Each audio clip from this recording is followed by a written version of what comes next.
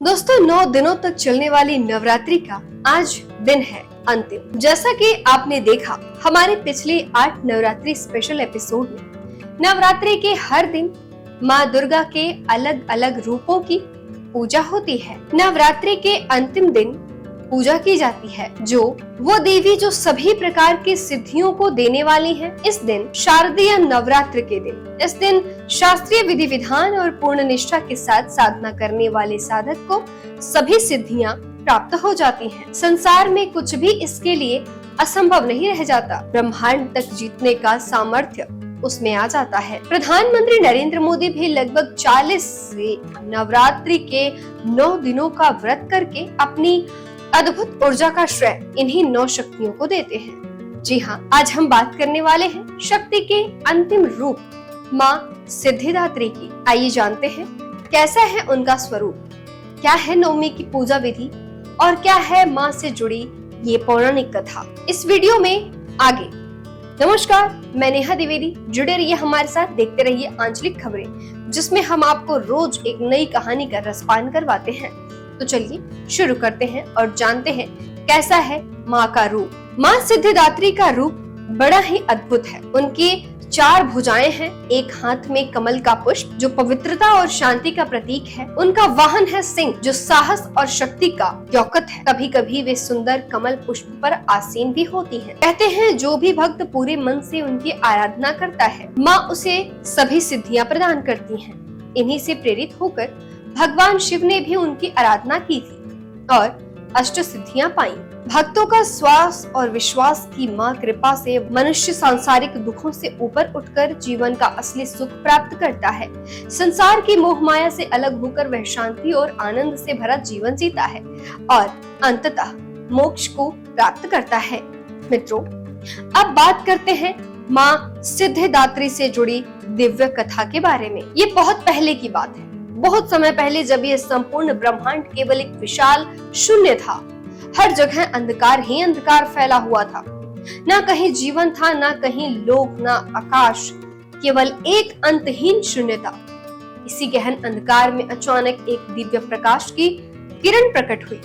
ये कोई साधारण किरण नहीं थी, बल्कि सनातन और शाश्वत शक्ति की ज्योति थी। धीरे धीरे वह प्रकाश फैलने लगा और पूरे शून्य को अलौकिक कर दिया। वह दिव्य प्रकाश पहले निराकार था, लेकिन अचानक उनके एक सुंदर रूप लेना शुरू किया और अंततः उस रूप में महाशक्ति स्वयं प्रकट हुई। वही आदिशक्ति जिनसे सब कुछ उत्पन्न हुआ। महाशक्ति ने सबसे पहले त्रिदेव ब्रह्मा, विष्णु और महेश को उत्पन्न किया। तीनों देवताओं को उन्होंने आदेश दिया, तुम अपनी अपनी शक्तियों को पहचानो, साधना करो और जानो कि इस सृष्टि में तुम्हारा कर्तव्य क्या है। त्रिदेव उनकी आज्ञा मानकर समुद्र तट पर बैठ गए और वर्षों तक कठोर तपस्या की। उनकी भक्ति और साधना से प्रसन्न होकर देवी फिर प्रकट हुई। इस बार सिद्धिदात्री के रूप में माँ सिद्धिदात्री ने त्रिदेव को उनके शक्ति रूप भी प्रदान किए।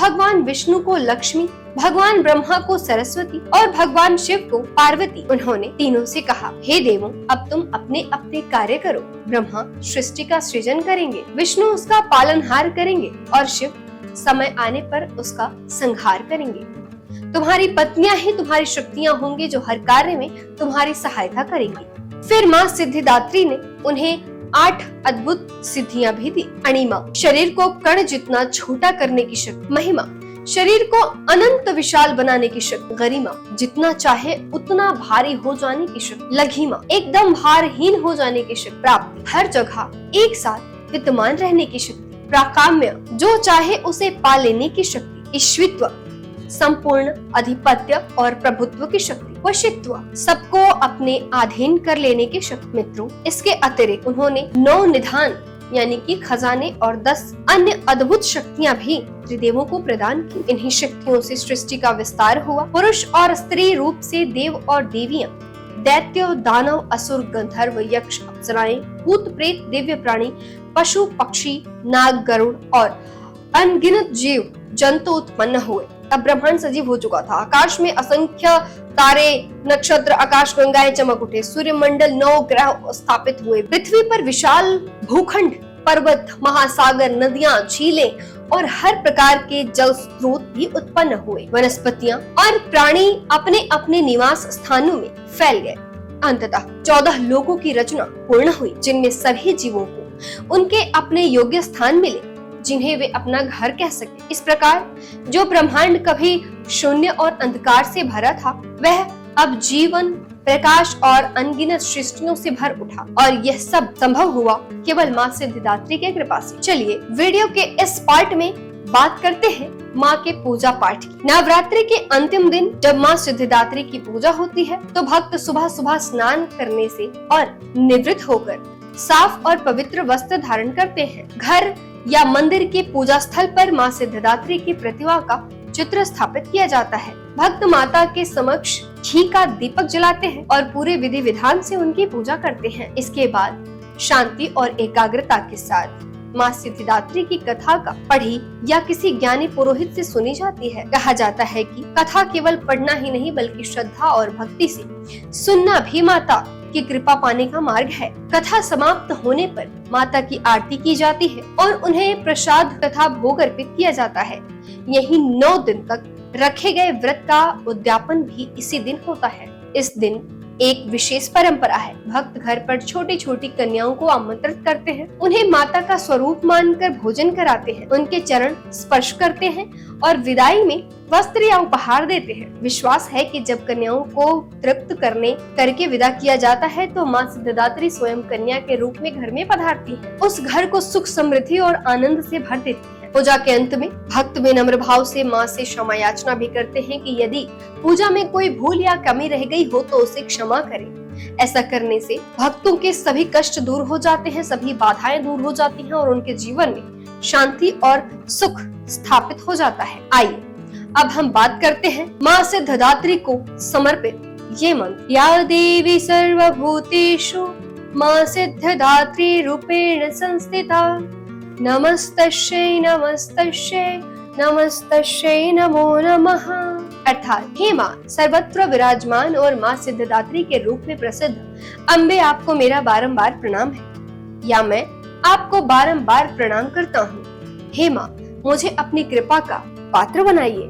मित्रों, अष्टमी और नवमी को है कन्या पूजन का विधान। शारदीय नवरात्र में जब अष्टमी और नवमी का दिन आता है, तो हर घर में एक विशेष उत्साह देखा जाता है। इन दिनों कन्या पूजन की जाती है, क्योंकि कन्याओं को स्वयं देवी का स्वरूप माना जाता है। ऐसा विश्वास है कि जब हम कन्याओं को आदर और प्रेम से पूजते हैं, तो माँ दुर्गा स्वयं प्रसन्न होकर घर घर में सुख समृद्धि का आशीर्वाद देती हैं। पर क्या आप जानते हैं इस दिन कन्याओं को क्या पूजन के बाद क्या देना चाहिए और क्या नहीं? जब कन्याएं भोजन कर ले, तो उन्हें प्रसन्न करने के लिए आप पढ़ाई से जुड़ी चीजें भेंट कर सकते हैं, जैसे किताबें, पेन, पेंसिल बॉक्स या रंग भरने की किताबें।